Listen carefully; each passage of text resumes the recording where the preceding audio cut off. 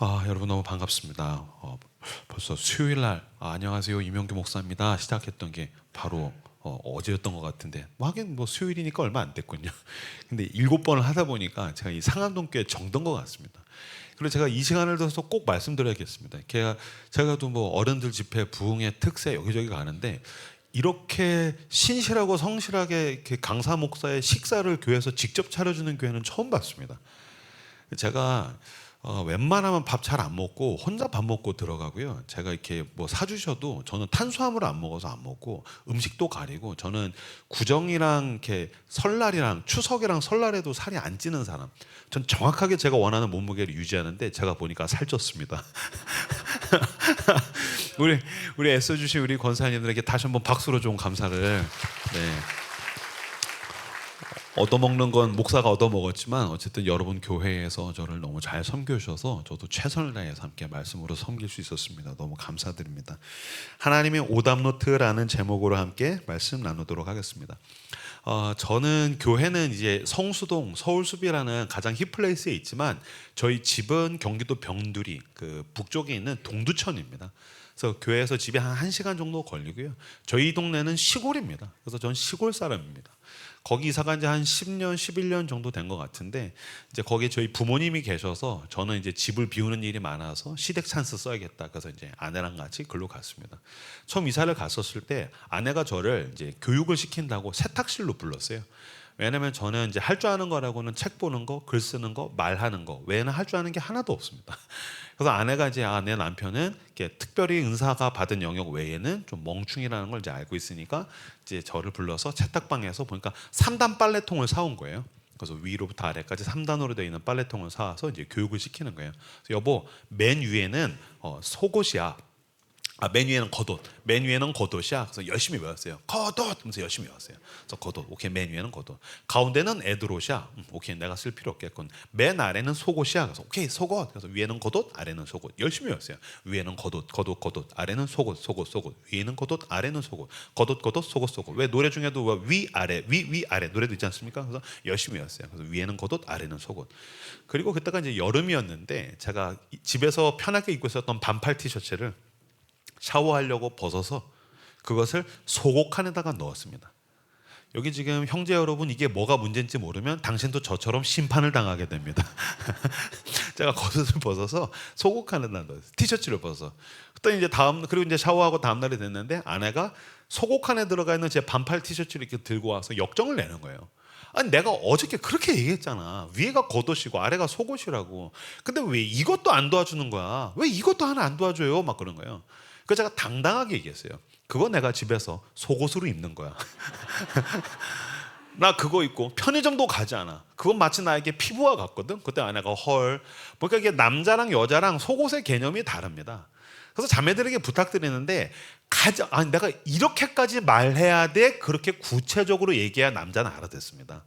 근데 이렇게 추상적으로 얘기하면 못 알아듣습니다. 그래서 오케이. 그래서 이제 아내가 오케이 속옷이고 나발이고 이제 티셔츠는 무조건 겉옷 칸에다가 넣어줘라고 요구했습니다. 근데 이거 어쩝니까? 제가 이미 각인이 되어버렸습니다. 그래서 티셔츠 벗으면 속옷 칸에 넣고 티셔츠 벗으면 속옷 칸에 넣고 사실은 그냥 개념이 없는 거죠. 그래서 이제 막 넣었습니다. 그러면 제가 지금 아내를 엿먹이려고 그러는 건가? 그렇지 않습니다. 저는 온 세상 가운데 두 존재를 경외합니다. 위에는 하나님이 계시고 집에는 만하님이 계십니다. 전 이 두 존재를 대할 때 어떤 긴장과 떨림, 경외, 특히 이렇게 제 위에 하나님도 그렇지만 집에 계신 만하님을 바라볼 때는 어떤 정도의 긴장과 떨림을 가지고 보냐면요, 그 지성소에 들어가는 대제사장의 심정과 비슷합니다. 내가 지금 뭔가 껄핏하면 돼질 수 있다. 그 정결한 마음으로 이렇게 대합니다. 그런데 불구하고 내가 왜 티셔츠를 벗으면 속옷 칸에 넣냐? 제가 이걸 하려고 하는데 잘 안 되는 거예요. 지금 제가 설교 초반에 무슨 말씀을 드리냐는 거냐면요, 알아요. 근데 안 돼요. 사람은 같은 자리에서 같은 실수를 반복하는 존재라는 것입니다. 사람은 같은 자리에서 같은 실수를 반복하는 존재라는 것입니다. 압니다. 알아도 안 됩니다. 성경은 인간에 대해서 정확하게 죄인이라고 이야기합니다. 양보하지 않습니다. 여기서 말하는 죄인이라는 것은 윤리, 도덕적, 형법적으로 죄를 짓는다 수준이 아닙니다. 총체적으로 여러분 죄를 지어서 죄인인 것이 아니라 죄인이라서 죄를 짓는 겁니다. 알면 안 짓습니까? 알아도 안 됩니다. 아무리 이게 죄인 걸 알아도 이길 수 있는 실력이 없습니다. 그래서 이거 여기다 넣으면 내가 또 혼날 걸 아는데도 무의식 중에 넣고, 그래서 죄 짓고 또 아내한테 혼나고. 그건 하나님과의 관계도 마찬가지고 아내와의 관계도 마찬가지고, 우리는 사람 속에서 같은 자리에서 같은 실수를 반복하다는 겁니다. 여러분들 가운데 혹시 어렸었을 때 이렇게 엄마로부터 야, 너 이불 차고 자면 감기 걸린다, 그 말 한두 번 들었습니까? 압니다. 이불 차고 자면 감기 걸려요. 근데 더운 걸 어떻게 합니까? 이불 차고 자서 감기 걸리는 겁니다. 같은 자리에서 또 넘어지고 같은 자리에서 또 실수합니다. 왜 주변에 보면 야, 저 사람은 입만 열면 거짓말이야, 내가 속나 봐라, 알죠? 또 속습니다. 또 당합니다. 혹시 여러분 가운데에서도 이렇게 이쪽 저쪽에서 숨어서 술을 드시거나 아니면 소시 쪽에 좀 술을 드셔보거나 아니면은 주변에 술 먹는 사람들 잘 관찰해 보십시오. 밤새 술 먹고 숙이 떡이 되게 먹고서 다음날 숙취 때문에 머리 깨질 것 같고 막 미팅 놓치고 막 비행기 놓치고 기차 놓치고, 그럼 다들 뭐라고 하냐면 내가 미쳤지, 어쩌다가 이렇게 술을 먹었지, 내가 또다시 술 먹나 봐라, 술 먹으면 개다. 그리고 그날 저녁에 술 먹고 개가 되는 겁니다. 인간은 똑같은 자리에서 똑같은 실수를 반복하는 겁니다.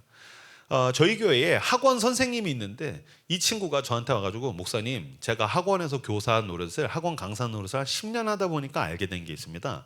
뭐냐? 자기가 아이들에게, 학생들에게 오답 노트 적어라는 이야기를 한다는 거예요.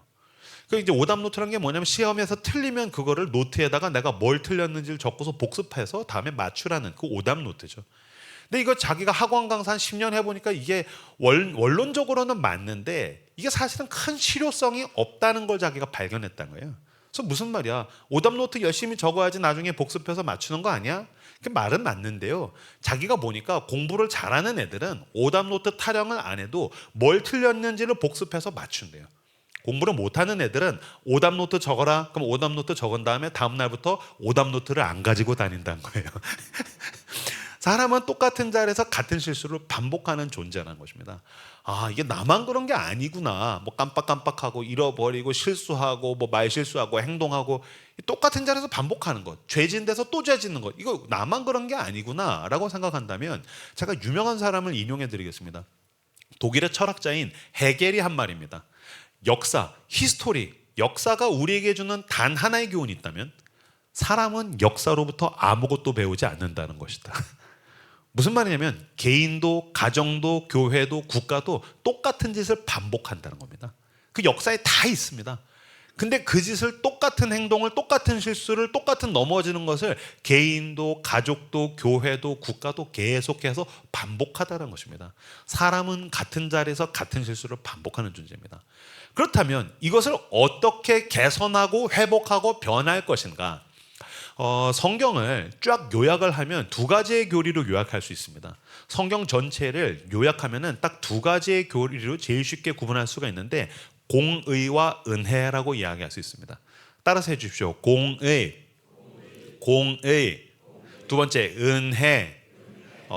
공의와 은혜입니다. 제일 쉽게 제가 설명을 드리자면 공의는 뭐냐면요, 옳고 그름에 대한 것입니다. 이것은 옳은 것이다, 이것은 틀린 것이다. 옳은 것을 하면 너는 이러한 것들, 좋은 것들을 얻을 것이다. 틀린 것들을 한다면 너는 이런 벌을 받거나 좋은 것들을 얻지 못할 것이다. 이 공의는 옳고 그름에 대한 것입니다. 특히 이 공의가 중요한 것은 뭐냐면은 이건 관계적인 측면에서 너무너무 중요합니다. 질서와 관계. 그래서 하나님은 공의의 하나님이십니다. 공의가 없다면 온 세상은 카오스, 혼돈이 될 것입니다. 살인자들이 판을 칠 것입니다. 범죄가 난무할 것입니다. 물론 지금도 범죄가 있지만 그래도 하나님께서 공의를 주장하고 계시고 그래서 세상에 법이 있어서 그나마 이 정도인데, 공의는 질서와 관계에 대해서 너무너무 중요합니다. 그런데 공의가 가지고 있는 약점이 있습니다. 뭐냐면 공의는 질서와 관계에 대해서는 매우 효과적이지만 한 개인과 인간을 성장시키거나 성숙시키지 못한다는 데 공의의 약점이 있습니다. 옳고 그름으로 한 인간이 성장하지 못합니다. 옳고 그름으로 한 인간이 성숙하지 못합니다. 그래서 하나님은 어떤 하나님이십니까? 은혜의 하나님이십니다. 은혜는 무엇입니까? 법을 넘어서는 인격적인 측면에 대한 것입니다. 그래서 은혜라고 했었으면 하나님은 자비하시다, 하나님은 참으신다, 하나님은 인내하신다, 하나님은 용서하신다, 하나님은 사랑하신다. 이 법을 넘어서는 은혜가 한 사람을 성장하게 하고 성숙하게 하더라는 것입니다. 만약에 공의가 한 인간을 성장하고 성숙하게 한다면 사실은 애를 키우지 않습니까? 저도 집에서 지금 초등학교 6학년, 3학년 딸 둘 키우는데 애들 키우는 거 너무너무 힘들어요. 왜냐면 아침에 깨면 잘 안 일어나요. 밥 먹으러 하면 편식해요. 요새 저희 두 딸들 애 엄마하고 옷 입는 거로 맨날 싸워요. 왜냐면 지들이 입고 싶은 게 엄마가 원하는 거랑 다르다라는 거예요. 이것 때문에 계속 실갱이에요. 저도 아침 애들 깨워보니까 일어나 학교 가야지. 안 가. 싫어. 나 안 갈 거야. 왜 맨날 학교 가. 그래도 나중에 저한테 뭐라고 하냐면 아빠는 좋겠다. 학교 안 가니까 무슨 무슨 개똥 같은 소리야. 난 초중고 대학원까지 나왔는데 아빠는 학교 안 가니까 좋겠다 막 그러는 거예요. 너무 힘들어요. 왜 힘든지 아십니까? 사랑하고 자녀로 대하니까 은혜로 대하니까 힘든 겁니다. 공의로 애 키우면 얼마나 쉽습니까? 여러분 공의로 한 인간을 성장시킬 수 있다면 이거 부모가 애 키울 필요 없습니다. 경찰이 애 키우면 됩니다. 검찰이 애 키우면 됩니다. 경찰이 애 키우면 얼마나 효과적입니까? 일어나. 싫어. 여보 구속시켜. 너 밥 먹어. 안 먹어. 여보 검찰이 기소해. 너 검찰에 송치할 거야. 그럼 얼마나 쉽습니까? 근데 경찰이랑 검찰이 애 못 키웁니다. 애는 누가 키웁니까? 엄마가 키웁니다. 엄마 아빠가 키웁니다. 물론 아빠도 키우지만 엄마란 존재는 어떤 존재입니까? 은혜 순도 100%의 존재입니다. 그래서 여러분 옳고 그름이 사리 분별이 잘 안 됩니다. 엄마가 이게 잘 안 됩니다. 왜 그럴까요? 은혜와 사랑이 눈을 가리니까 자기 자식을 바라볼 때 객관적으로 보는 게 안 됩니다. 자기 자식을 대할 때 공의로 대하는 게 안 됩니다. 자기 자식을 은혜로 대하니까 이게 힘든 겁니다. 우리가 지금 다 대부분 이제 청년부터 해서 어른까지 이렇게 왔지만 우리가 여기까지 어떻게 성장하고 성숙했습니까? 엄마를 속이면서 어른이 됩니다. 엄마가 너무 은혜가 가득했기 때문에 엄마는 너무 잘 속습니다. 그래서 저도 보니까 똑같은 문제집값 2번 달라면 또 주고 너 어디야? 구라치면 엄마 또 속고 엄마는 얼마나 잘 속습니까? 왜 엄마가 잘 속을까요? 은혜가 사랑이 눈을 가려서 속는 겁니다. 근데 여기 이제 청년들, 청소년들 이렇게 여러분들 엄마라는 캐릭터를 그리고 여기 장년, 노년분들도 어머니를 잘 회상해 보십시오. 원래 우리 엄마라는 캐릭터가 그렇게 잘 속는 존재인가? 아닙니다. 자식을 사랑해서 속는 겁니다. 같이 사는 남편에겐 절대로 속지 않습니다. 속지 않습니다. 무섭습니다. 살벌합니다. 저희 엄마도 아버지한테 어디야? 5분 찍게 들어와요. 팍 들어와 있고 막 집에 들어왔는데 아버지 소파에서 슬퍼하시고 아버지 왜 그래요? 그래서 비상금이 털렸어. 너희 어머니는 국정원보다도 무서운 여자야. 저도 아내를 볼 때에 이 여자의 6번째 감각, 식스센스라고 하죠. 진짜 살벌합니다. 막 모든 걸 다 알고 있는 것 같은 그런 느낌. 이게 성령이 알려주시나 봐요. 너무 무섭습니다. 같이 사는 남편에게는 얄짤없습니다. 공의로 대합니다. 근데 자식은 은혜로 대합니다. 그래서 엄마를 속이면서 성장하고 성숙합니다. 엄마를 속이다가 더 이상 엄마를 속이고 싶지 않아지면 철드는 겁니다. 근데 인생은 비루합니다. 더 이상 엄마를 속이고 싶지 않을 때는 엄마가 귀가 잘 안 들립니다. 아버지 맨날 승질내고 잔소리하고 소리지는 거 진짜 꼴보기 싫었는데 더 이상 아버지가 별말 안 해도 아버지의 마음을 읽어내서 순복하고 싶어지면 철드는 겁니다. 근데 아버지의 마음을 따르고 싶어질 땐 아버지의 넓었던 등이 다 굽어져 있습니다. 그러면서 인생은 참 비루하다라고 이야기할 수도 있을 것입니다. 어쨌든 사람은 무엇으로 성장합니까? 성숙합니까? 은혜로. 공의를 뛰어넘는 사랑과 은혜로 한 인간은 성숙하고 철들게 되더란 것입니다. 근데 문제가 있습니다. 교회에 오면 은혜가 충만합니다. 하나님 앞에 가면 은혜가 흘러 넘칩니다. 그리고 엄마, 아빠, 부모는 하나님께서 주신 하나님을 닮은 내 부모는 나를 은혜로 대하는데 세상은 나를 은혜로 대하지 않습니다. 여기 청년 여러분들 취업 준비할 때 인사과에서 당신을 은혜로 대합니까? 그렇지 않습니다. 취업할 때 이거 보니까 포트폴리오 보니까 이력을 보니까 이거 엉망진창인데 제가 은혜로 당신을 채용하겠습니다. 이런 일은 없습니다. 연애할 때 뭐 형제 자매 마음에 안 드는데 은혜로 내가 당신과 사귀겠습니다. 그런 거 없습니다. 사실은 세상이 나를 공의로만 대해도 다행이죠. 세상은 나를 비열하게 대합니다. 잡아먹지 못해서 안달입니다. 그러니까 나에게 권모술수를 부립니다. 그러니까 교회만 오면은 은혜 그러는데 세상에 나가면 사는 게 살벌한 겁니다.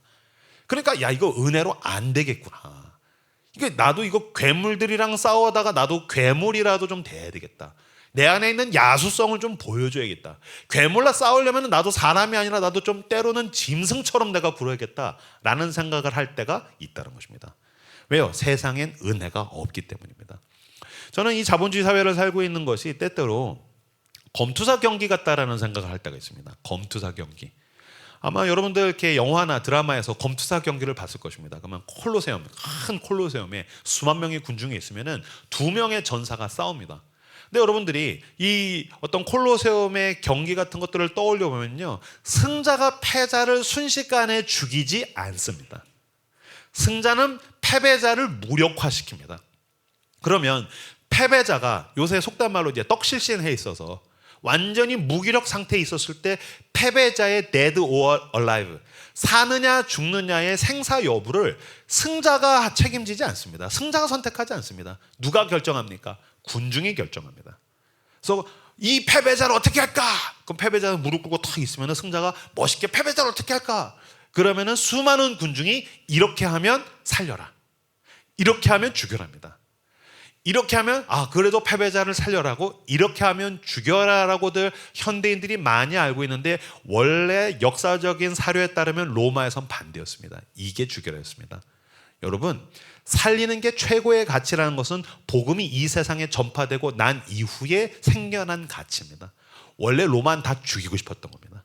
죽이는 게 최고다. 패배자는 효과적으로 죽여야 되고 패배자는 짓밟아야 된다. 패배자는 죽어 마땅하다. 로마 사람들은 다 패배자가 죽기를 원했습니다. 그래서 살리고 싶지 않았습니다. 이건 복음에 의해서 AD, 주님께서 오신 이후에 생겨난 생명 존중의 사상이란 것입니다. 어쨌든 패배자가 무력화되어 있었을 때 패배자를 어떻게 할까? 그때 사람들이 이렇게 하면 이제 살리고 이렇게 하면 죽이는 겁니다. 그때 대부분은 죽이기를 원합니다. 여러분, 이 콜로세움에서 검투사 경기를 할 때 검투사 경기의 잔인성은 어디에 있냐면요, 패배자의 목숨을 끊으라고 군중들이 소리 지른다라는 데에 이 검투사 경기의 잔인성이 있다고 이야기할 수 있을 것입니다. 근데 여러분, 사실은 이 자본주의 사회에서도 물리적인 목숨을 끊지는 않는데 내 귀에 들립니다. 뭐가 들릴까요? 패배자는 죽어야 돼. 이게 들립니다. 패배자는 죽어 마땅해라는 이야기가 우리 귓전에 사실 들립니다. 뭘 보면 알 수 있냐면요, 대한민국에서 텔레비, TV 프로를 볼 때 예능에서 하나같이 하는 그 TV 프로 예능 방식들을 보십시오. 다 하나같이 뭘 하냐면요, 서바이벌로 합니다. 모든 걸 서바이벌로 합니다. 이건 너무 이상합니다. 왜냐하면 저 어렸을 땐 서바이벌 없었습니다. 서바이벌이라는 게 무슨 뜻입니까? 생존 게임입니다. 승자는 독식하고 패배자는 죽어야 돼. 패배자는 망해야 돼. 패배자는 빈손으로 꺼져야 돼. 이게 서바이벌입니다. 근데 모든 걸 다 서바이벌로 합니다. 이건 너무너무 이상합니다. 세상에 최근에는 트로트도 서바이벌로 합니다. 이거 이상하지 않으시죠? 왜냐면은 저는 이게 자세히 생각해보면, 곰곰이 생각해보면 이상합니다. 왜냐면 저 어렸었을 때 우리 할아버지가 즐겨보던 TV 프로 중에서 그 트로트 방송이 있었었는데 이게 그 노인들이 보시는 트로트 방송이었었거든요. 그러면 이제 저희 어렸을 때는 뭐 7번, 9번, 11번 방송 3개밖에 없었습니다. SBS도 없었습니다. 그러면 7번은 뉴스 나오고 11번도 뉴스 나옵니다. 그럼 9번 틀면 가요 무대가 나옵니다. 그럼 가요 무대 나오면 웬 할아버지가 나와서 두만강 푸른 물에 부르고 있어요. 할아버지 나 이거 싫어, 딴 데 틀어. 11번 뉴스합니다. 이거 싫어, 7번 뉴스합니다. 이거 싫어 틀면은 또 9번에서 두만강 푸른 물에 하고 있습니다. 그러면 그냥 그거 끝날 때까지 그냥 보면서 당하는 겁니다. 근데 재밌는 게 보면서 당하다가 수용하다가 보면 노래가 좋아지는 겁니다. 우리는 그냥 노래가 끝날 때까지 기다리는 거지 최근같이 마음에 안 들어 페일 눌러서 탈락시키고 이런 거 없었습니다. 근데 지금 트로트는 임영웅은 다 가져도 되고 패배자는 아무도 기억해 주지 않습니다. 트로트만 그렇습니까? 요리를 서바이벌로 합니다. 요리를 서바이벌로 합니다. 그래도 우리나라의 그 흑백 요리사는 그나마 다행이죠. 영국 같은 데 보면요, 고든 램지라는 그 요리사가, 셰프가 있는데 이 사람 유명한 사람입니다. 근데 이 사람은 음식을 먹고 음식이 맛이 없으면 그 자리에서 출전한 사람한테 쌍욕을 합니다. 막 쌍욕을 합니다. 막 F로 시작되는 막 쌍욕을 막, 그 음식을 열심히 했는데 음식이 맛이 없다고 그 패배자에게 막 쌍욕을 합니다. 그럼 사람들이 고든 램지가 이 패배자한테 쌍욕을 하면 사람들이 고든 램지 너무하네. 아니, 음식을 못한다고 그렇게 인격을 짓밟을 일이야? 라고 하지 않고 뭐라고 하냐면요, 사이다라고 합니다. 패배자를 잘 짓밟는 사람을 사이다라고 이야기합니다. 이건 말이 안 되는 겁니다. 요새는 연애를 서바이벌로 합니다. 연애, 솔로 지옥. 제가 말씀드렸죠. 왜 솔로가 지옥입니까? 그렇지 않습니다. 근데 연애를 서바이벌로 합니다. 모든 걸 다 서바이벌로 합니다. 이게 우리에게 이야기해 주는 게 무엇입니까? 패배자는 죽어야 돼. 사실은 이 세상 사람들이 다 동의하는 것입니다. 패배자는 망했어. 패배자는 죽어야 돼. 그래서 고3이 입시에서 실패하면 스스로 목숨을 끊는 겁니다. 왜요? 내 귀에 들려요. 패배자는 살 가치가 없어. 패배자는 죽어야 돼. 그래서 내가 연애하다가 헤어지면 상대를 죽이고 나도 죽는 겁니다. 왜요? 연애하다가 실패했어. 난 살 가치가 없어. 패배자는 죽어야 돼. 사업하다가 실패하면 스스로 목숨을 끊는 겁니다. 왜요? 난 돈을 상실했어. 사업에 실패했어. 패배자는 죽어야 돼. 그러니까 인생에 닥쳐오는 수많은 고난과 아픔과 실패, 여러분 성경을 보십시오. 성경에서는 고난에는 하나님의 뜻이 숨겨져 있다. 욥처럼 고난의 이유를 모를지라도 하나님이 그 고난의 자리 가운데 함께 하신다고 말씀하십니다. 근데 세상에서는 고난 겪었어? 실패했어? 실수했어? 죽어야 돼 라고 세상은 우리에게 이야기하다는 것입니다. 실패하면 죽어야 돼, 실패한 사람은 살 가치가 없어 라고 이야기할 때 복음은 우리에게 은혜를 이야기합니다. 로마서 8장 35절에서 37절 말씀 화면을 보시고 같이 읽도록 하겠습니다. 읽겠습니다. 시작.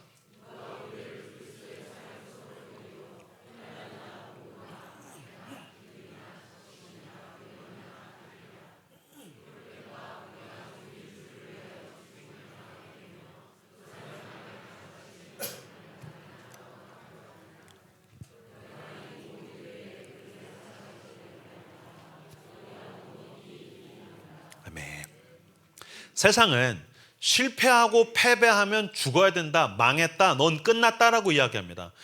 방금 읽었던 로마서 8장 35절을 보십시오. 누가 우리를 그리스도의 사랑에서 끊으리요? 이 질문을 하는 까닭은 무언가 누군가는 우리를 그리스도의 사랑에서 끊는 것처럼 보이는 것들이 있다는 것입니다. 그리고 쭉 나열됩니다. 환난, 곤고, 박해, 기근, 적신, 위험, 칼, 이런 수많은 것들이 닥쳐오면 내가 마치 그리스도의 사랑에서 끊어진 것처럼 넌 살 가치가 없어. 하나님도 너를 버린 거야. 넌 그러니까 네 스스로 생을 마지막을 끝내야 돼 라고 느껴지는 것들이 있다는 것입니다.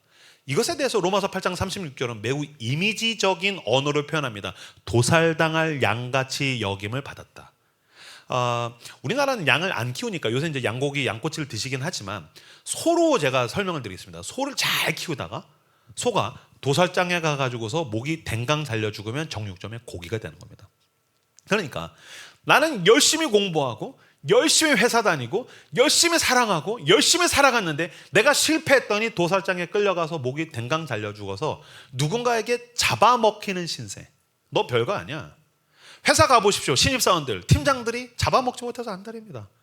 사업을 해보십시오. 클라이언트들이, 내 윗사람들이, 내 돈줄을 주고 있는 사람들이 나를 잡아먹지 못해서 안달입니다. 그러니까 누군가가 이 세상에서 은혜가 없는 이 무자비한 세상이 나를 향해서 너 별거 아니야. 넌 내 밥이야. 내가 너 잡아먹을 거야. 이렇게 얘기하니까 우리도 그렇게 죽었구나, 망했구나 그렇게 느껴질 수 있다라는 것입니다. 그러나 여러분 37절에서 뭐라고 이야기합니까? 37절 띄워주시면 같이 한 목소리로 크게 읽도록 하겠습니다. 읽겠습니다. 시작. 그러나 이 모든 일에 우리를 사랑하시는 이로 말미암아 우리가 넉넉히 이기느니라. 아멘. 그러나 세상 모두가 나에게 넌 망했다, 넌 끝났다, 패배자는 죽어야 돼. 아니다. 왜? 그러나 내가 도살당할 양같이 여김을 받고 있지만 누군가한테 잡아먹히는 것 같은 느낌을 받지만 그러나 이 모든 일에 우리를 사랑하시느니. 그거 우리 어떻게 사랑하셨습니까? 하나님께서 모든 영광을 버리고 이 낮고 낮은 곳에 오셔서 나와 당신의 죄를 대신 뒤집어 쓰시고 십자가에서 처참하고 비참하게 죽으셨다가 죄와 사망의 권세를 이기시고 부활하셨습니다. 이 모든 일에 죽기까지 사랑하시는 우리 주님의 은혜로 말미암아 우리가 넉넉히 이기는 줄로 믿습니다. 할렐루야. 여러분 혹시 자존감이 낮으신 분 계십니까? 서점에 가면 자존감에 대한 책들이 굉장히 많습니다. 저도 자존감에 대한 책들, 자기 개발서들 엄청 많이 읽습니다. 그거 큰 도움 안 됩니다. 그냥 이렇게 재미있게 보십시오. 가장 큰 도움이 되는 방식을 제가 알려드리겠습니다. 매일 로마서 8장을 읽으십시오. 매일 로마서 8장을 읽으십시오. 그러나 그리스도 예수 안에 있는 자에게는 결코 정죄함이 없나니 그리스도 예수 안에 있는 생명의 성령의 법이 너를 죄와 사망의 법에서 해방하였습니다. 로부터 출발하는 이 놀라운 복음, 여기엔 사랑이 가득히 있습니다. 만일 하나님이 우리를 위하시면 누가 우리를 대적하리요? 우리를 위해서 그 아들을 아끼지 않고 내어주시니까 어찌 그 아들과 함께 모든 것을 우리에게 주시지 않겠느냐. 제가 교회 개척하고 나서 코로나가 와서 교회 개척 1년 지나고 코로나 와서 1년 반, 2년 반을 월급을 못 받았습니다. 파트 전도사님만큼의 월급도 못 받았습니다. 그러면요, 하루 종일 나가서 신방하고 성경 공부하고 그러면요, 마지막에 저녁에 퇴근한 녀석들 와가지고서 저랑 신방하고 성경 공부하거든요. 그럼 다 웃으면서 돌아갑니다. 왜요? 지들은 월급이 나오니까요. 그럼 저는 운전해서 동두천, 안 그래도 시골에서 캄캄한데 동두천 오면 컴컴하니까 마음도 컴컴해집니다. 그럼 어차피 집에 가봤자 인스타그램으로 사람들 이렇게 보면서, 그때는 인스타그램 들어가면 월급 받는 목사는 다 부러운 거예요. 아, 이 새끼는 좋겠다. 교회에서 월급 나오나 보다. 공간이 있나 보다. 아, 부럽다. 괜히 개척해서 하나님 저한테 왜 이러는 거예요? 어차피 집에 가봤자 인스타그램으로 열등감이나 시달리고 있으니까 불 꺼진 모교의 예배당 제일 앞자리, 거긴 제 자리입니다. 제 자리라고 이야기한 것은 제가 24살에 예수 믿고 나서 늘 울던 제 자리입니다. 막막할 때마다 울던 자리입니다. 제 진로에 답이 안 날 때 혼자 불 꺼진 예배당 가서 울던 자리입니다. 웬수 같은 놈이 나 괴롭힐 때 울던 자리입니다. 20대 중반에 울었는데 40대 초반에 또 그 자리에 가서 찬송가 부르면서 우는 겁니다. 주님 저 어떡해요? 살려주십시오. 근데 기도하고 울고 기도하고 울고 그러면서 로마서 8장을 읽고 읽다가 보면은 어느 순간인가 내 마음의 통에 그릇에 있는 쓰레기가 예수의 십자가 밑에 다 쏟아져 부어지고 하나님께서 하늘문을 여시고 내 안에 놀라운 믿음과 용기를 부어주신 걸 느끼기 시작합니다. 그럼 나중에는요, 여러분, 처음에는 비참해서 막 원망하고 불평하고 죽겠다고 징징대다가 기도 제목이 바뀌기 시작합니다. 주님, 괜찮습니다. 만일 하나님이 나를 위하시면 누가 나를 대적하려? 만일 하나님이 이명규를 위하시면 누가 이명규를 대적하려? 교회를 개척해서 월급은 못 받지만 만일 하나님이 이명규를 위하시면 누가 이명규를 대적하려? 내가 24살 때 죄인이었을 때 나를 위해서 그 아들을 아끼지 않고 내어주시니까 어찌 그 아들과 함께 나에게 모든 것을 주시지 않겠습니까? 나는 믿습니다. 예수님 나와 동행하소서. 덤벼라 세상아. 그러고서 나가는 겁니다. 그럼 다음날 저녁에 아니요 주님 망했어요. 나는 망했어요. 회복의 기미가 보이지 않고 나중에는 덤벼라 세상아. 제가 로마서 8장으로 톡톡히 효과를 본 사람입니다. 만일 하나님이 나를 위하시면 누가 나를 대적하리요? 내가 도살당할 양같이 여김을 받고 있고 그리스도의 사랑에서 끊어졌다고 세상에서 나에게 데드 사인을 할지라도 그러나 이 모든 일에 우리를 사랑하시는 이로 말미암아 우리가 넉넉히 이기느니라. 아멘. 이 승리의 복음, 실패하고 패배한 자에게 또 다시 기회를 주는 은혜를 붙들고 그 자리에서 일어서시는 여러분들 되시기를 주님의 이름으로 축복합니다. 세상은 실패하면 끝이라고 이야기합니다. 패배하면 망했다, 죽었다, 끝이라고 이야기합니다. 이때 은혜란 무엇인지 아십니까?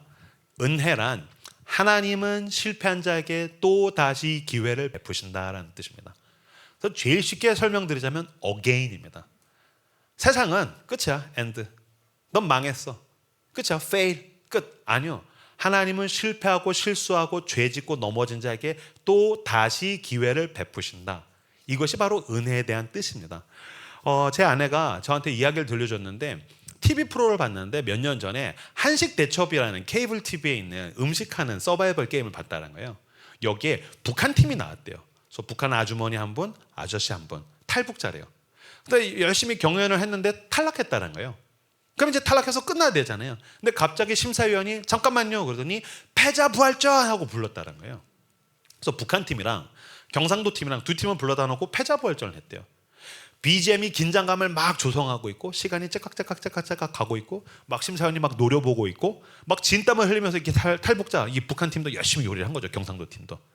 그다음에 이제 심사위원이 음식을 맛본 다음에 그 패자부활전의 결과를 알려줬다는 거예요. 북한 팀 우리와 함께 갑시다라고 그랬대요.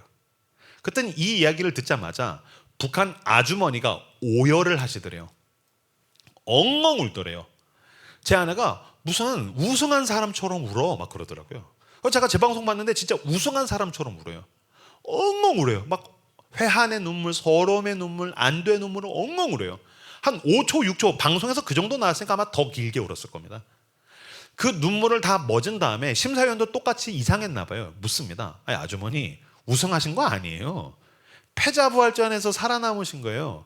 근데 왜 그렇게까지 우세요? 라고 했더니 이 아주머니가 제가 잊지 못할 너무 인상적인 대답을 하셨습니다. 이렇게 말하셨어요. 실패한 저에게 또다시 기회를 주셔서 감사해요. 북한은 떨어지면 끝이었어요. 실패한 저에게 또다시 기회를 주셔서 감사해요. 북한은 떨어지면 끝이었어요. 무슨 말이냐면요, 실패한 자에게 기회가 주어지는 걸 처음 경험한 거예요. 어떤 선을 넘어간 사람에게 괜찮아, 너 한 번 더 해봐. 한 번 더 기회가 주어지는 걸 그녀가 처음 경험한 거예요. 여러분, 사실 우리가 살아가고 있는 이 자유의 남쪽 땅도 인생이 살얼음판 같지 않습니까?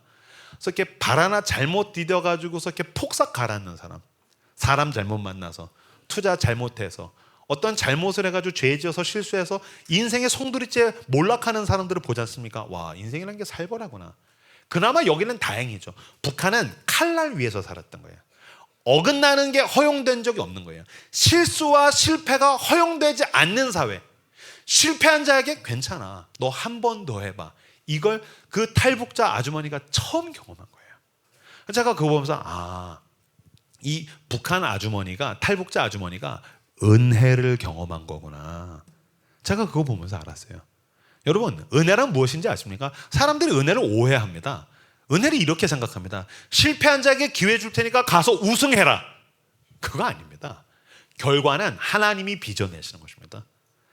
하나님은 실패한 자에게 오롯하게 또 다시 기회를 주신다. 이것이 은혜입니다. He gives me a second chance. 은혜는 second chance에 대한 것입니다. 세상은 실패하면 끝이야, 너 실패했어, 넌 끝났어 라고 이야기할 때 하나님은 괜찮아, 난 너에게 또 다시 기회를 줄 거야. 하나님은 실패한 자에게 again, 하나님은 모든 게 끝난 것 같은 사람에게 again. 예수님은 베드로가 도망갔으나 또 다시 찾아가서 베드로야 again. 하나님은 요나가 도망갔는데 끝까지 추격하셔서 again. 하나님은 우리에게 또 다시 괜찮아, 내가 너에게 또 다시 기회를 줄게. 이것이 바로 하나님께서 우리에게 베푸시는 은혜의 내용이란 것입니다. 저희 큰딸이 7살 때 같이 겨울에 산책을 하는데, 겨울에 이제 나무들이 이렇게 쭉 있잖아요. 이렇게 눈이 살짝 덮여 있고, 큰딸 7살짜리 유치원생 손을 잡고서 막 걸어가고 있는데 큰딸이 아빠, 저 나무는 왜 죽었어? 라고 그러는 거예요. 아빠, 저 나무는 왜 죽었어? 은율아, 죽은 거 아니야, 겨울이라 그래. 아니 아빠, 죽었어. 은율아, 죽은 거 아니야, 겨울이라 그래. 아니 아빠, 죽었어. 너 왜 자꾸 죽었다 그래? 겨울이라 그래, 겨울나무야. 아빠가 여름에 그랬잖아, 나뭇잎이 다 떨어지고 가지가 메마르고 앙상하면 죽은 나무라고 아빠가 여름에 그랬잖아. 무슨 말이냐면요, 얘가 여름에 저랑 같이 산책을 하는데 모든 나무가 수풀이 우거져 있는데 한 나무가 진짜 죽어서 나뭇잎이 다 떨어진 거예요. 가지가 메마르고 앙상한 거예요. 그래서 아빠, 저 나무는 왜 저래? 은율아, 저거 죽은 나무야. 나무가 죽으면은 나뭇잎이 다 떨어지고 가지가 메마르고 앙상해. 저건 죽은 나무야. 여름에 그 죽은 나무를 기억하고 겨울에 겨울나무를 보니까 여름에 죽은 나무와 겨울나무가 동일하게 보이거든요. 매우 비슷해 보이거든요. 그걸 기억하고 아빠가 여름에 그랬잖아, 저거 죽은 나무야 그러더라고요. 그렇구나.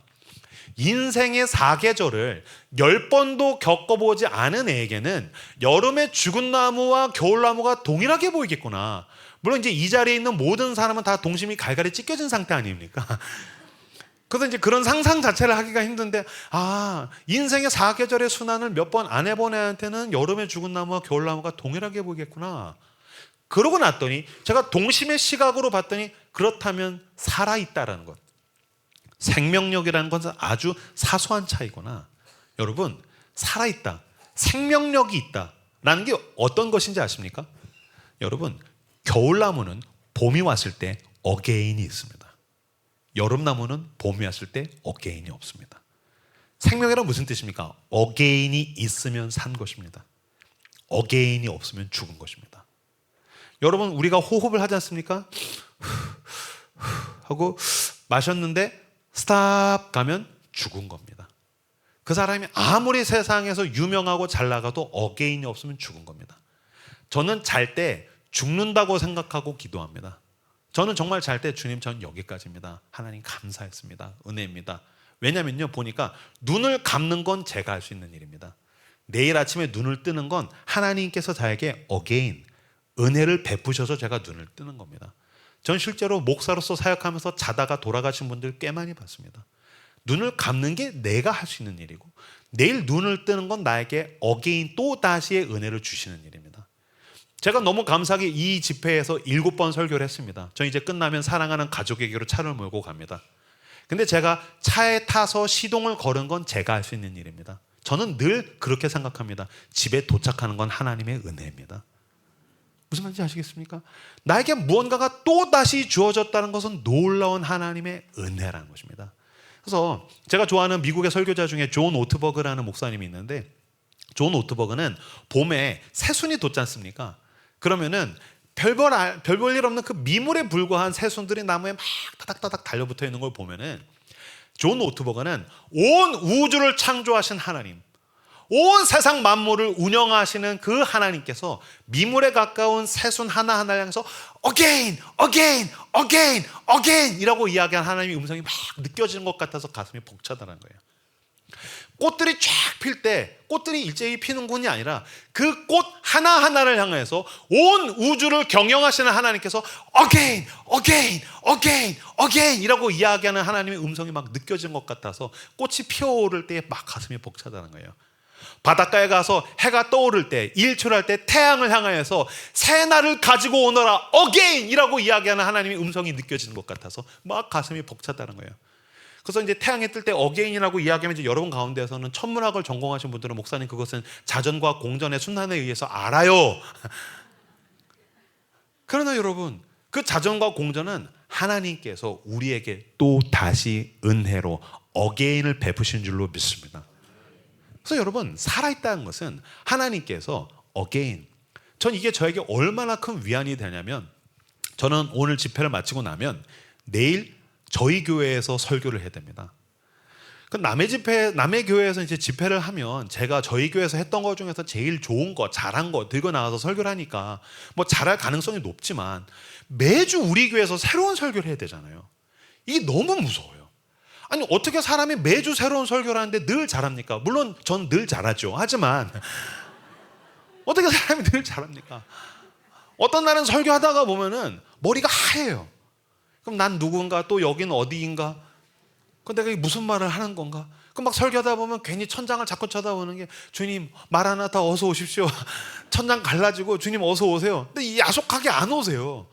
그럼 설교 망해요. 죽서요.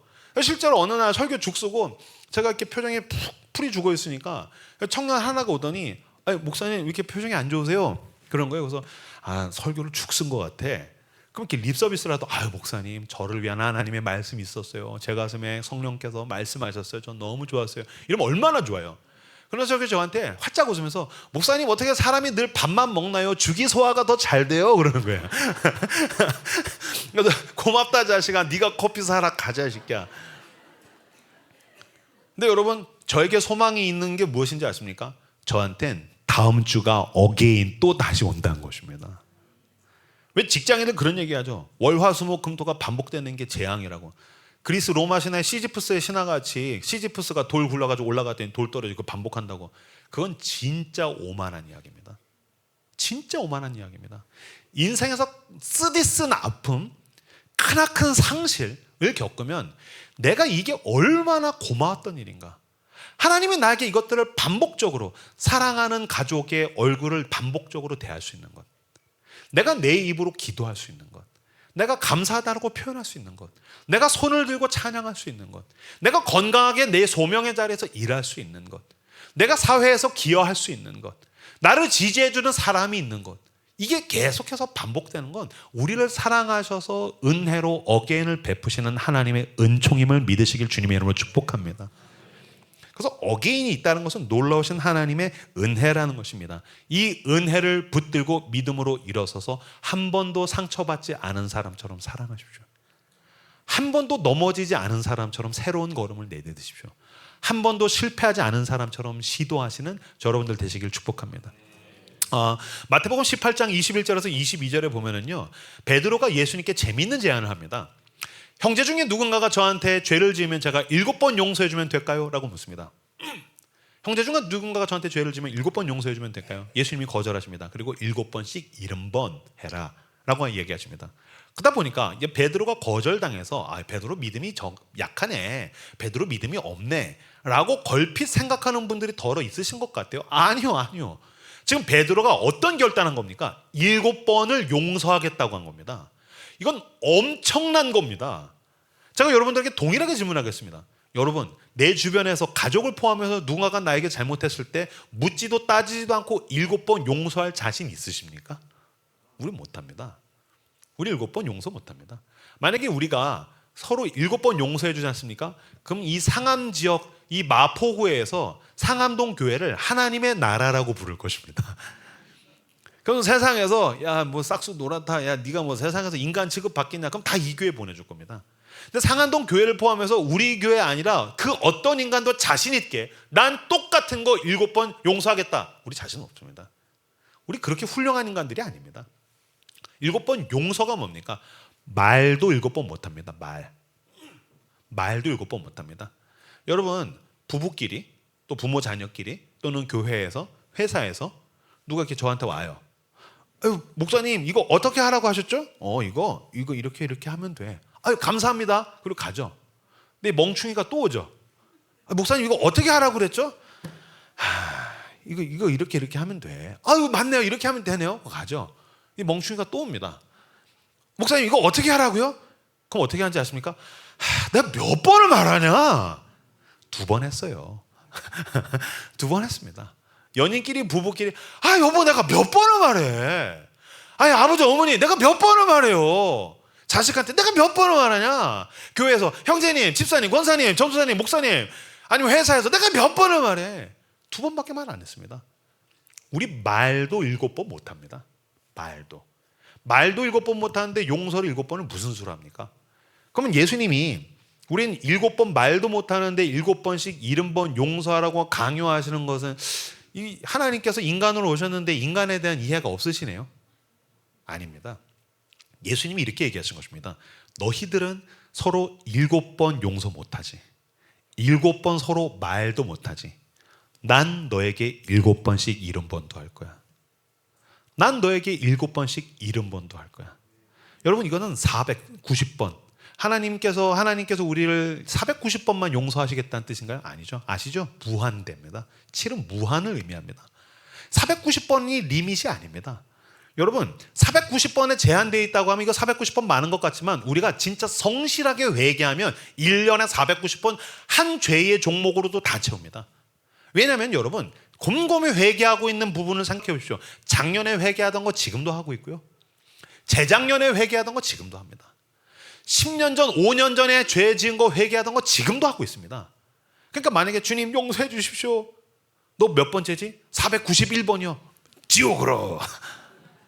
아니 뭐 날마다 새로운 죄 짓는 분 계십니까? 주님 용서해 주세요. 주님 깜짝 놀라면서 야 너는 매일 날마다 새로운 죄를 짓는구나. 넌 날마다 신박한 죄를 져. 그런 사람 없습니다. 무슨 뜻입니까? 주님께서 똑같은 자리에서 똑같이 실수하고 죄 짓고 넘어져도 난 너에게 7번씩 70번. 그러면 490번만이 용서하신다는 뜻이 아닙니다. 마태복음에 있는 제일 마지막 구절에 보면은요, 하나님의 오답 노트가 있습니다. 뭐라고 나와 있습니까? 난 너를 7번씩 70번 세상 끝날까지 항상 너희와 함께 있으리라. 주님께서 우리에게 또 다시 기회를 주십니다. 또 다시 용서하십니다. 또 다시 사랑하시고 받아주십니다. 그 사랑을 붙들고 그 어게인의 은혜로 일어나 한 번도 상처받지 않은 사람처럼 사랑하고, 한 번도 실패하지 않은 사람처럼 걸어가고, 한 번도 넘어지지 않은 사람처럼 시도하시는 여러분들 되시기를 주님의 이름으로 축복합니다. 하나님은 우리에게 우리가 넘어졌을 때, 실수할 때 또 다시 기회를 베푸시는 분이라는 것은 오늘 성경에도 너무 잘 드러나 있습니다. 오늘 본문은 아브라함에 대한 이야기입니다. 아브라함은 믿음의 조상이라는 별명을 가지고 있습니다. 만약에 수많은 사람들이 아브라함을 향해서 믿음의 조상이라는 별명으로 부르는 걸 아브라함이 직접 들으면 이거 굉장히 민망해할 겁니다. 왜냐하면 물론 아브라함이 훌륭한 점도 있지만 진짜 아브라함 제가 봤을 때 이 엉터리 같은 인간에 더 가깝기 때문입니다.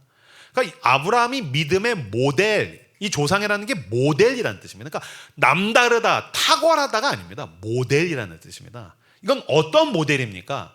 아브람, 별 볼 일 없는 나와 당신 같은 일반인을, 죄인을 하나님께서 믿음으로 불러내셔서 끌고 가사 아브라함의 자리까지 인도하시겠다라는 그분의 약속이 얼마나 위대한가, 그분의 인도하심이 얼마나 위대한가, 그분의 뜻과 작정은 얼마나 위대하신가, 그분의 일하심이 얼마나 위대하신가에 대한 이야기지. 와, 아브라함은 남다르네, 난 못해. 아닙니다. 아브라함 진짜 엉터리입니다. 먼저 그럼 아브라함에 대해서 설명을 드리죠. 아브라함은 어떤 사람이었냐면요, 노마드입니다. 유목민이라는 뜻입니다. 그래서 양이랑 염소를 텐트를 가지고 다니면서 키우고, 근데 양이랑 염소를 많이 키웠습니다. 부자였습니다. 아브라함이 군대가 있었습니다. 그 창세기 보시면요, 그 소돔과 고모라에서 연합 전쟁을 할 때 조카 롯이 그 잡혀가니까 그걸 구출하겠다고, 소돔에서 잡혀가니까 구출하겠다고 318명 자기 집에서 길리운 자 4병을 데리고 가서 전쟁에 참전해서 기습했는데 승리했습니다. 싸움을 엄청 잘합니다. 왜냐면요, 여러분, 유목민이 싸움을 잘합니다. 그러니까 아브라함 우습게 보시면 안 됩니다. 유목민이 싸움을 잘합니다. 역사상 가장 넓은 땅을 차지한 나라가 어디입니까?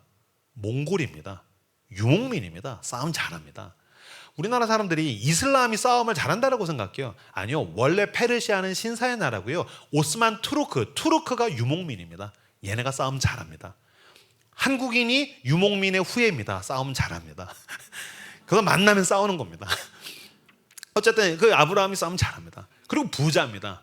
근데 그래봤자 유목민입니다. 아브라함이 식솔들을 데리고 어디로 갔냐면요, 그랄 땅에 갔습니다.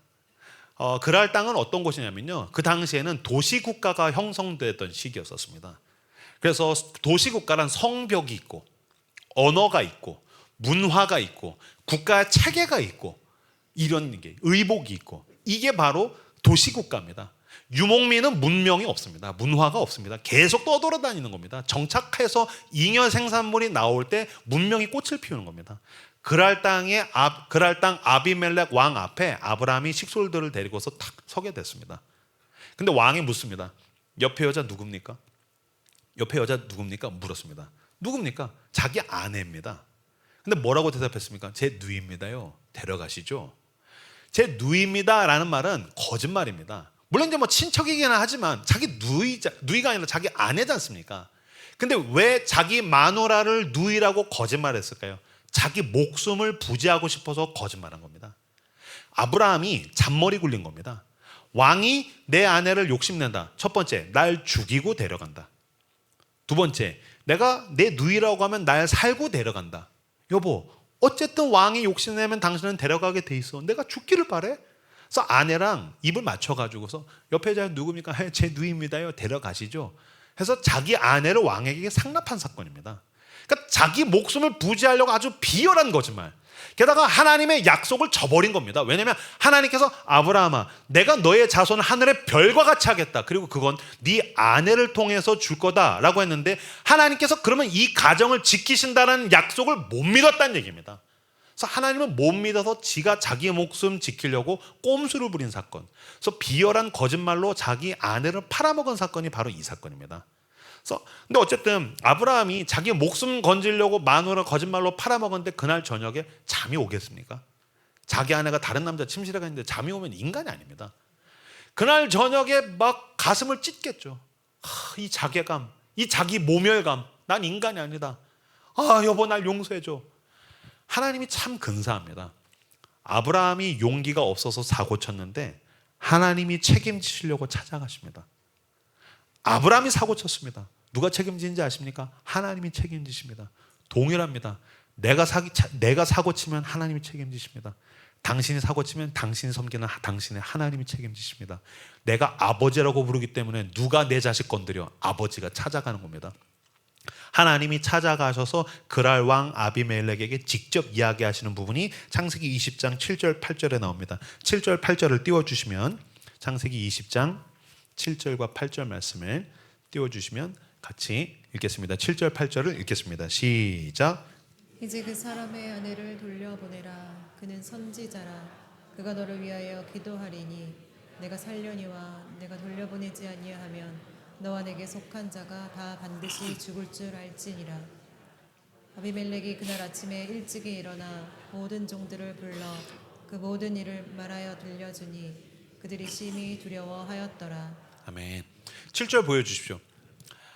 하나님께서 그 그랄 왕 아비멜렉에게 나타나셔서 말하십니다. 그 아내를 돌려보내라. 선지자다. 그건 너를 위해 기도하리니 네가 살려니와. 여기 문구는 진짜 살벌한 협박입니다. 돌려보내지 않으면 너와 내게 속한 자가 다 반드시 죽을 줄 알지니라. 하나님이 진짜 살벌하게 협박하셨습니다. 돌려보내. 그럼 사는데 돌려보내지 않으면 너도 너한테 속한 모든 사람 내가 반드시 죽인다. 진짜 살벌합니다. 여러분 성경을 읽으실 때 옛날 버전이나 고대 경전이나 뭐 이렇게 읽으시면 재미 하나도 없습니다. 저는 예전에 이렇게 설교할 때 성경을 읽으실 때 문학적 상상력을 동원하십시오. 성경을 읽을 때 영화적 상상력을 동원하십시오라는 얘기 많이 했는데 최근에 바꿨습니다. 성경을 읽으실 때 넷플릭스적으로 접근하십시오. 성경을 읽으실 때 유튜브적으로 접근하십시오. 진짜 재밌습니다. 무슨 말이냐면요. 만약에 제가 영화 감독인데 제가 이 창세기 20장에 있는 아니면 창세기 전체에 있는 아브라함 이야기를 제가 시나리오로 써서 넷플릭스에 보냈어요. 넷플릭스에서 저한테 1,000억을 투자해요.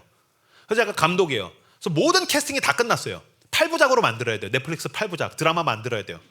모든 캐스팅 아브라함부터 해서 싹 다 끝났는데 한 배역이 아직 캐스팅이 안 됐어요. 누구냐면 하나님 배역이에요. 이 하나님 배역은 특히 창세기 20장 7절에 있으면 돌려보내면 사는데 돌려보내지 않으면 죽어. 너랑 너한테 속한 자 다 반드시 죽어. 싹 다 죽어.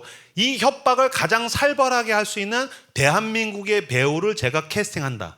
만약에 당신이 영화 감독이에요. 이 하나님 이 살벌한 협박을 잘할 수 있는 한국 배우 떠오르는 사람 누가 있으신가요?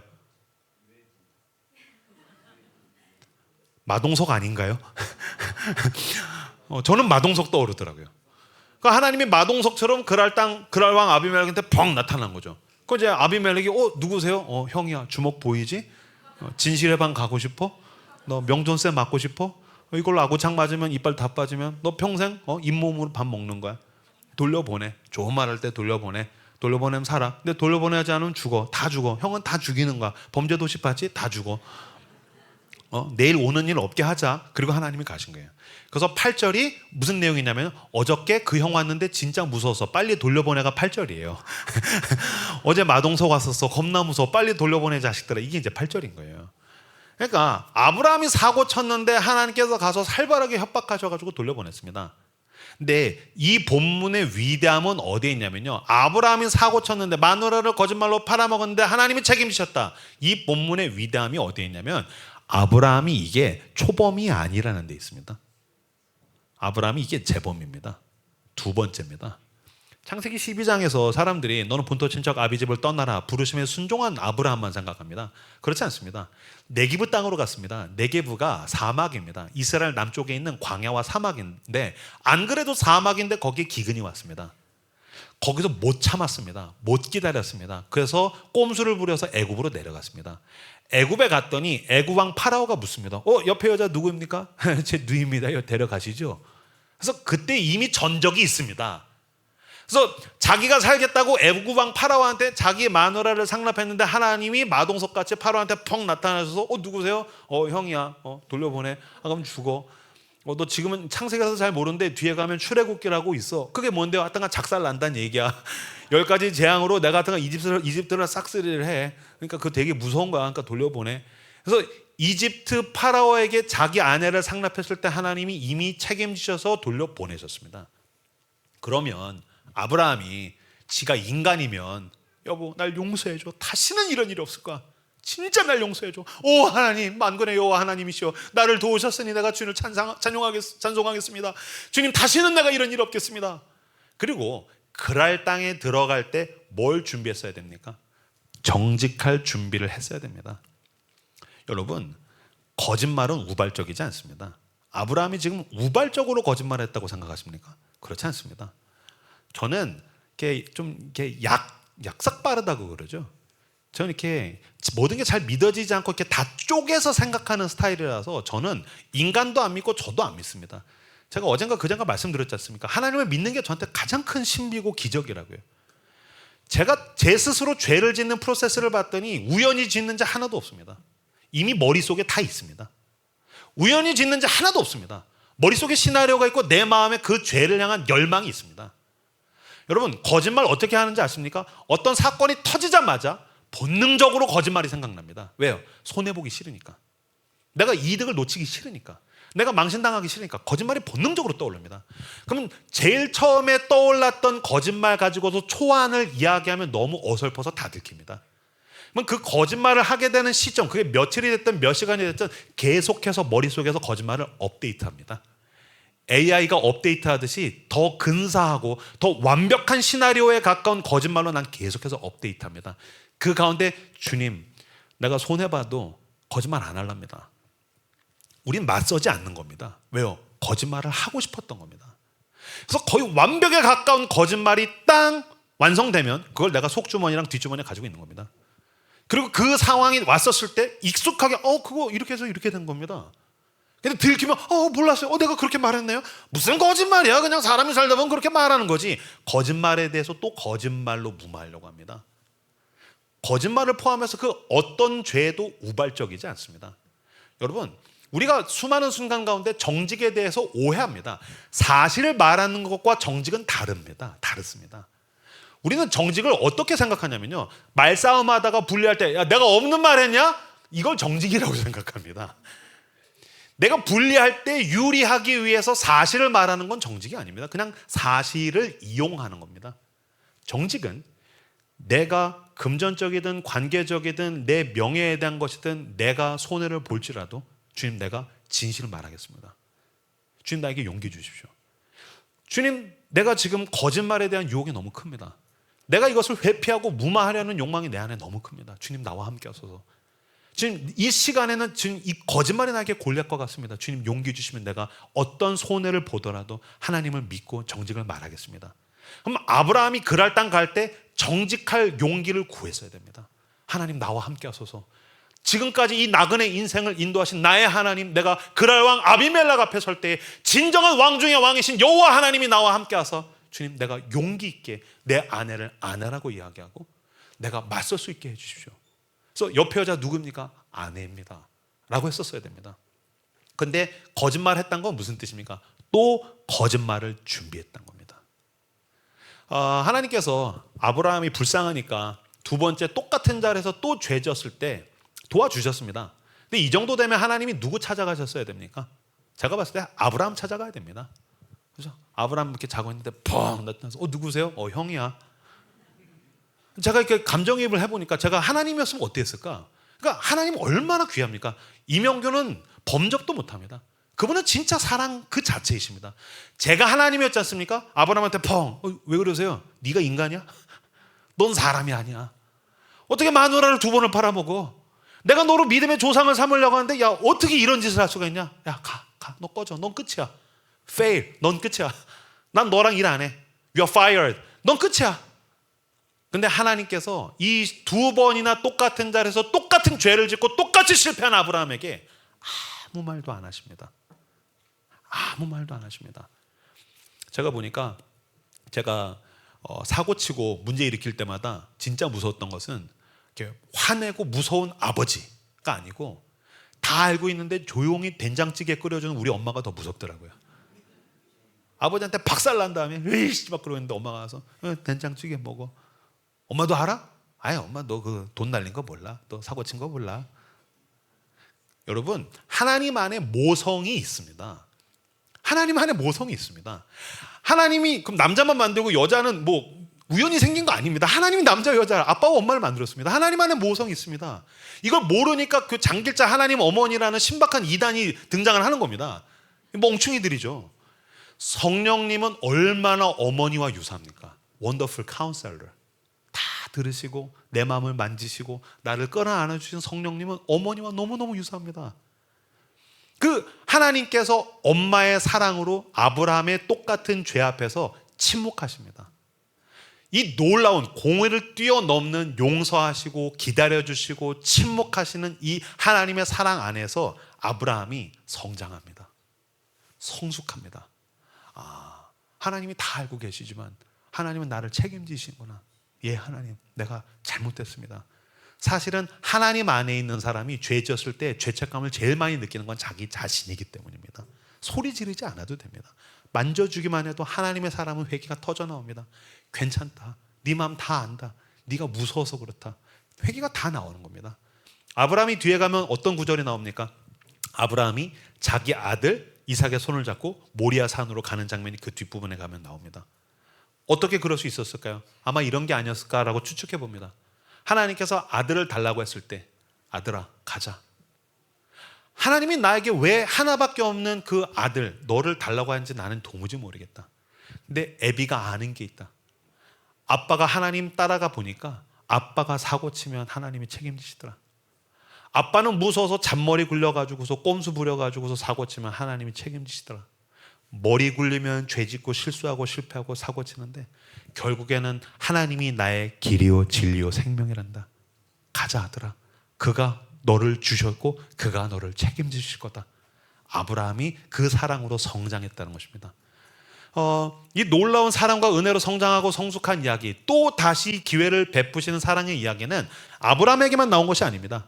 그 아들 이삭에게도, 그 아들 야곱에게도, 그 아들 요셉에게도 반복적으로 끝까지 따라다니면서 또다시 기회를 베푸시는 은혜의 장면은 계속적으로 나옵니다. 근데 제가 다 이야기할 수는 없고 시간 관계상 이삭까지 이야기를 좀 해드리도록 하겠습니다.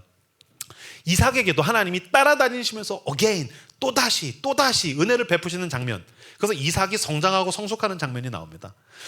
이삭은 좀 독특한 사람입니다. 왜냐하면 아버지가 100살의 날 낳았습니다. 그 다음에 아버지가 부자입니다. 그리고 외아들입니다. 100살에 낳았고 외아들, 부자, 이 세 가지 조건을 합치면 어떤 아들을 생각해 볼 수 있냐면요, 이삭이라는 이 사람은 선천적으로도 그렇지만 후천적으로 너무너무 극단적으로 수동적이고 내성적인 사람입니다. 무슨 말이냐면요, 외아들이요, 그럼 모든 게 다 내 거잖아요. 집에 요새 저희 애들도 편식합니다. 왜 편식할까요? 형제가 둘밖에 없으니까 편식합니다. 여기 이제 남자분들, 여기 청년들 계시는데 편식하는 건 당신의 잘못이 아닙니다. 편식은 수요와 공급의 문제입니다. 공급이 많은데 수요가 적어요. 무조건 편식하죠. 남자 형제들 언제 편식 고칩니까? 군대 가면 다 고칩니다. 군대 가면 군대에서 다 수요와 공급을 맞춰주기 때문입니다. 혹시 여기 이제 어른분들 중에서는 좀 흔하시겠지만 4남매 이상 계시면 편식 없습니다. 4남매 이상인데 무슨 편식을 합니까? 4남매 이상인데 편식하면 진짜 교만한 사람입니다. 제가 예전에 집회를 했는데, 청년 집회였는데, 집회 끝나고 중간에 이제 청년들 모여가지고 얘기하다가 저랑 같이 이야기를 할 기회가 있었는데, 한 자매가 아니 목사님, 이 언니 너무 불쌍한 언니예요 그런 거예요. 전 자기 언니 너무 싫어서 뭐가 불쌍해? 하나도 안 불쌍해. 선교가면 진짜 불쌍한 사람 천지야. 너 선교 가겠다. 막 그러고 앉았는데 이렇게 얘기한 거야. 아니요, 이 언니는 8남매 중에 첫째예요 그런 거예요. 그래서 너 너무 불쌍하다. 8남매 중에 첫째는 너무 불쌍하다. 와라, 내가 안수해 줄게. 야, 어쩌저쩌고 어머니가 이렇게 부흥을 이루었다니 어머니 대단하시다. 근데 그러면서 제가 했더니, 야, 니는 어머니가 편한 게 있다. 우리 엄마가 뭐가 편해? 아니야. 너네 모든 엄마들은 애들이 편식해서 메뉴 고르는 거 진짜 곤혹스럽거든. 너희 엄마는 메뉴를 고를 일은 없잖아. 그랬더니 맞아요. 우리 엄마는 그냥 식량을 공급하면 돼요 그러더라고요. 8남매가 무슨 편식이 있습니까? 그냥 이렇게 먹으면서 확인을 하는 거죠. 아, 고기구나, 감자구나. 왜냐면 거기가 이미 사회잖아요, 사회.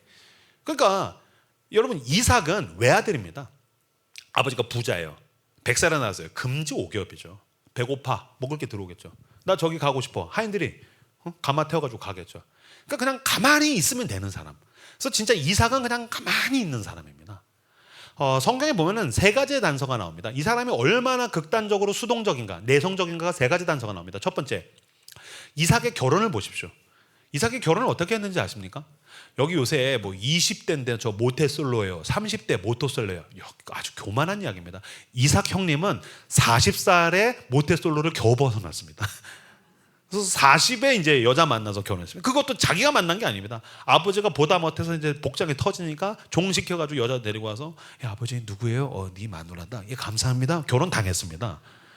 고대 사회의 남자가 결혼을 당한다는 건 아주 희한한 일입니다. 여러분 비교해 보십시오. 이삭의 아들 그 야곱, 진짜 이 인간은 너무 주도면밀합니다. 야곱은 얼마나 주도면밀한지 지가 욕심내면 다 가져야 되는 인간입니다. 야곱이 외삼촌 집에 갑니다. 라반에게는 2명의 딸과 2명의 여종이 있었습니다. 그 집에 있는 모든 여자를 다 자기 마누라로 삼은 인간이 야곱입니다. 굉장하지 않습니까? 와, 대단하다. 욕심내면 그냥 다 갖는 인간이 야곱인 겁니다. 근데 이삭은, 그러니까 여러분 가운데 혹시 내성적이고 수동적인 사람 괜찮습니다. 왜냐면요, 창세기에선 확실합니다. 그리고 제가 봤을 때 모세오경에서도 없는 것 같은데, 한 남자가 한 여자랑 죽을 때까지 산 사람은 이삭밖에 없습니다. 야곱도 부인 죽은 다음에 새 마누라 드렸습니다. 근데 한 남자가 한 여자에게 평생 사는 것은 이삭밖에 없습니다. 그러니까 진짜 굉장히 로맨티스트죠. 근데 뭐 어쨌든 그럴 수도 있는 게 그 부인이 여장부가 아닐까라고 생각해요.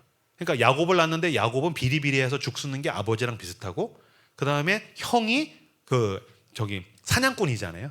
에서가 사냥꾼이잖아요. 그러니까 이게 엄마 아마 닮았을 겁니다. 어쨌든 결혼을 보면 이 사람이 얼마나 수동적인가 알 수 있고, 두 번째, 아브라함의 번제 사건을 보면 됩니다. 아버지가 새벽에 깨워서 번제 드리러 가자고, 모리아산 가자고 그랬습니다. 이때 학자들이 이삭을 10대로 추정합니다. 우선 저는 청소년 사역 한 15년 넘게 했습니다. 말이 안 됩니다. 이거 아버지가 이삭 깨워서 이거 말이 안 됩니다. 아니, 목사님 왜 말이 안 됩니까? 청소년이 아버지랑 새벽에 등산 가는 거 말이 안 됩니다. 본 적이 없어요. 아들 등산 가자. 혼자 가. 엄마 아빠 아버지 왜 그래? 막 안 갑니다. 근데 이삭은 간 겁니다. 일어나가지고 가시죠 아버지. 근데 쭉 가는데 왜 재물이 없어요? 그때 눈치를 깠었어야지. 전 눈치가 굉장히 빠르거든요. 딱 나한테 영감탱이 잠이 없어가지고 새벽에 그 산 간다고 가. 근데 왜 아버지 재물이 없어요? 그럼 이때 아브라함이 아들 눈을 어떻게 봅니까? 왜요? 아들을 죽여야 되는 겁니다. 그러니 아들 눈 못 보는 겁니다. 먼 산 보고 눈물 흘리는 겁니다. 얼굴 잿빛이 되는 겁니다. 아버지 재물이 어디 있어요? 먼 산 보고 얼굴 잿빛 되고 눈물 흘리고 있으면 왜 울어요? 왜 울어? 엄마! 하고 도망갔었어요 지금 그때. 여기까지는 제가 양보할 수 있어요. 여기부터는 진짜 말도 안 돼요. 같이 모리아산 올라갔어요. 아버지가 나를 묶을 때는 눈치 깠었어야지. 아버지가 막 나를 묶어요. 그래서 아버지 저를 왜 묶어요? 너 요새 좀 불안해 보여. 너 성인 ADHD 된 것 같아. 아 그래요? 제가 우리 동네에서 말이 제일 적은데 제가 불안해 보여요? 여기 재단에 누워. 왜 여기 누워요? 여기 누우면 죽는 거 아니에요? 아니 너 다리 아프잖아. 아버지 왜 칼을 갈아요? 아빠 칼 빛나지? 막 그러고. 그러니까 이 형은 그냥 가만히 있는 형. 극단적으로 수동적이고 내성적인 사람이 이삭입니다. 세 번째 단서가 있습니다. 우물 사건입니다. 창세기 26장에 가면은요, 이삭이 우물을 파는 사건이 나옵니다. 근데 이 이삭이라는 형이 기가 막힌 재주를 가지고 있습니다. 그러니까 여러분 사실 성격과 성향은 장단점이 다 다릅니다. 뭐가 우월하다라고 볼 수 없습니다. 이삭은 내성적인데 우물을 기가 막히게 팝니다. 창세기 26장에 연달아 3번 팝니다. 이게 얼마나 놀랍냐면요, 지금도 최첨단 장비로 지질 조사해서 드릴로 뚫었을 때 아프리카에서 우물이 나올 수 있는 확률이 50% 조금 넘습니다. 근데 이 형은 그냥 뭘 했는지 모르겠는데 뭐 작대기 갖고 한 건지 가다가 야 무릎 아프다 파봐라 빵 나오는 겁니다. 그냥 연달아 3번이 나오는 겁니다. 그러니까 대단한 겁니다. 이건 기적인 겁니다. 근데 우물이 나올 때마다 어떻게 했습니까? 첫 번째 거, 두 번째 거 뺏깁니다. 첫 번째 우물이 나왔어요. 팍 나왔어요. 동네 와서 불량배들이 뺏어갔다고 나오는데 이 불량배가 건달이라고 생각하시면 안 되고 군대 사병을 거느리고 있는 지방 호족이라고 생각하시면 됩니다. 우물을 왜 뺏어갔을까요? 4대 문명이 다 강가에 있습니다. 예수님이 사마리아 여인을 우물가에서 만나주시죠. 수가성 우물. 우물 하나 있으면은 빌리지, 타운, 성 하나 생기는 겁니다. 그러니까 우물 뭐라고 생각하시면 되냐면요, 산업 기반 자본이라고 생각하시면 되는 거고요. 지금으로 치면은 2명, 3명이서 장사하다가 사업하다가 대박이 나서 코스닥에 상장하면 그때부터 왼수가 되더라. 이런 비슷한 겁니다. 그래서 우물이 나오니까 야 이거 내 거야 하면서 내가 대주주야 하면서 이거 막 뺏어가려고 하는 겁니다. 그럼 싸워야 되지 않습니까? 왜? 자기에게 지분이 있으니까. 자기가 팠잖아요. 물론 사실 이삭이 직접 한 게 아니라 이삭이 자기 하인들 시켰을 겁니다. 그러면 마님 싸우시죠. 아까 제가 말씀드렸죠. 유목민 싸움 잘한다고. 저희 아브라함 마님이랑도 전쟁 다 해서 이겼습니다. 싸우시죠. 아니야 나 싸우기 싫어. 이삭이 내성적이니까 우물을 양보합니다.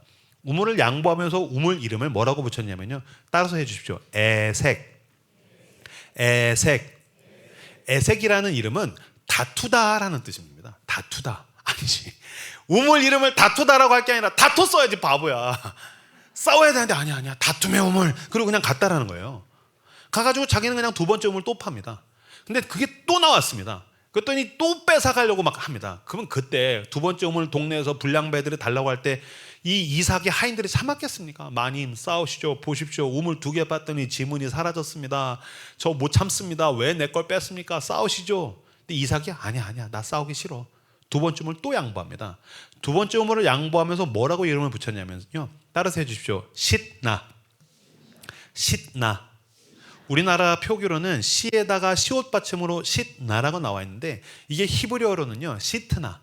히브리어는 모음이 없습니다. IO가 없습니다. STN. 사탄과 동의어입니다. 악마의 우물. 그리고 그냥 갔다는 거예요. 그리고 가서 자기는 세 번째 우물 팝니다. 여러분 만약에 이 사회 속에서 여러분들 가운데에서 첫 번째 우물 팠는데 뺏겨서 지는 그거 내주고 두 번째 우물 파고, 두 번째 우물 달라니까 그거 지가 애써서 팠는데 그거 내주고 세 번째 우물 파고 있으면 요새 뭐라고 합니까? 호구라고 합니다. 야, 너 네 밥그릇도 못 챙기냐? 죽 써서 개 주냐? 저희 어머니가 저 20대 후반 때 형규야 넌 참 돈 안 되는 일에 열심히 하는구나. 괜찮습니다. 세상에 나를 뭐라고 비웃든지 괜찮습니다. 왜 괜찮은지 아십니까? 애색, 다툼, 지금으로 치면 서바이벌, 경쟁, 거기서 밀려나서 두 번째 우물 파면 하나님이 두 번째 우물 again 또 주신다는 겁니다. 근데 싯나 악마 같은 놈들이 겉모술술 써서 내 거 빼앗습니다. 분해서 못 살아. 괜찮습니다. 겉으로 봤을 땐 호구 같은데 세 번째 우물 팔 때 하나님이 again 세 번째 우물을 또 주신다는 것입니다. 그래서 이삭이 세 번째 우물이 또 나옵니다. 그랬더니 동네에서 세 번째 우물을 양보했습니다. 세 번째 우물 왜 양보했을까요? 이제 우리는 우물 충분히 가졌으니까 그거 수고하셨으니까 가지세요. 아니요. 인간은 99개 있으면 하나 더 빼앗는 법입니다. 세 번째 우물을 도대체 왜 양보했을까? 제가 곰곰이 묵상하고 생각하다가 영화적 상상력을 동원해서 만들어낸 이야기예요. 이거는 뭐 성경적 근거는 없는데 제가 봤을 때 이랬을 것 같아요. 우물 2개 빼앗은 다음에 아마 그 동네에 잔치가 벌어졌을 겁니다. 술 마시면서 부어라 마셔라 아싸. 왜? 엄청난 1억 천금이 들어왔으니까요. 마셔라. 호구를 만나가지고 우리가 부자가 됐다. 아싸 부어라 마셔라. 막 즐거워합니다. 그런 가운데 저쪽에서 웬 사람이 전령에 막 달려옵니다. 야 큰일 났어. 야 임마 어떻게 하면서 막 달려온 겁니다. 왜 그래 임마 마셔. 파티야. 페스티벌이야. 잔치야. 아니야 임마 너 그 얘기 들었어? 무슨 얘기 임마 지금 잔치인데 왜 흥을 깨고 있어? 아니야 저 옆마을에서 와가지고 우물 파는 놈 있잖아. 그래 그 호구 삐짝 말라가지고 바닥 보고 계속 우물 파서 덕분에 우리가 우물이 2개나 생긴 거 아니야. 아니야 임마 그 놈 세 번째 우물이 또 나왔대. 뭐? 세 번째 우물이 또 나왔는데 그게 더 크대. 너 살면서 우물 3번 연달아 판 사람 이야기 들어본 적 있어 없어? 없어. 야 윗동네 영감님 우물 팔겠다고 여기저기 돌아다니다가 전재산 탕진하고 가족한테 버림받아서 폐인됐어. 그 새끼는 손만 댔다면 우물이 3개나 나왔다고. 무슨 말이냐면요 별 볼 일 없는 왜소한 이삭, 겉으로 봤었을 땐 호구, 그 뒤에 계신 전능자 하나님을 모두가 느끼게 되더라. 할렐루야. 하나님이 말씀하신 것입니다. 이삭아 괜찮아.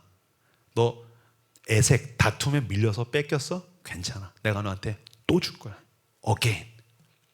악마 같은 놈들 신나한테 우물 뺏겼어? 괜찮아. 내가 너한테 3번째 또 줄 거야. 난 3번으로 끝나지 않아. 7번씩 70번 세상 끝날까지 내가 너희와 항상 함께 하리라.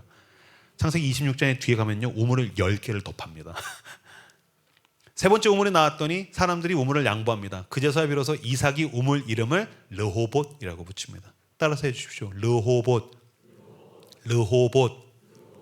르호봇이란 하나님이 나의 지경을 넓히신다. 내가 싸워서 이기는 거 아닙니다. 괴물 같은 놈들이랑 싸우다가 나도 괴물이 되고 내 안에 있는 짐승을 보여주마. 그런 거 아닙니다. 난 하나님을 의지합니다. 하나님이 나에게 또다시 7번씩 70번 르호봇의 하나님이 나의 지경을 넓히신 줄로 믿습니다. 그 르호봇의 하나님을 붙들고 믿음으로 일어서십시오. 한 번도 상처받지 않은 것처럼 사랑하십시오. 한 번도 넘어지지 않은 사람처럼 걸어가십시오.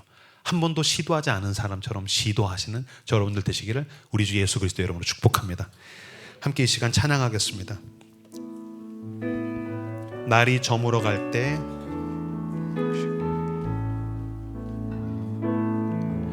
날이 저물어 갈 때 빈들에서 걸을 때 그때가 하나님의 때 내 힘으로 안 될 때 내 힘으로 안 안 될 될 때 빈손으로 걸을 때 내가 고백해 여호와 이래 날이 저물어 갈 때 날이 저물어 갈 때 빈들에서 걸을 때 그때가 하나님의 때 내 힘으로 안 될 때 내 힘으로 안 될 때 빈손으로 걸을 때 빈손으로 걸을 때 내가 고백해 여호와 이래 주가 일하시네 주가 일하시네 주가 일하시네 주께 아끼지 않는 자에게 주가 일하시네 주가 일하시네 주가 일하시네 신뢰하며 걷는 자에게 주가 일하시네 주가 일하시네 주가 일하시네 주께 아끼지 않는 자에게 주가 일하십니다 할렐루야 주가 일하시네 신뢰하며 걷는 자에게 주가 일하시네 주가 일하시네 주가 일하시네 주께 아끼지 않는 자에게 주가 일하시네 주가 일하시네 신뢰하며 걷는 자에게 이 시간 두 손을 높이 들고 기도하며 나가길 원합니다. 내가 일할 수 없을 때 나를 위하여 일하시는 하나님을 의지하며 나아갑니다. 주여 나를 위하여 일하여 주시옵소서. 주여 나에게 그 믿음 더하여 주시옵소서. 르호봇의 하나님을 붙들게 하여 주시옵소서. 함께 주여 한번 크게 부르짖으며 기도하며 나아가겠습니다. 주여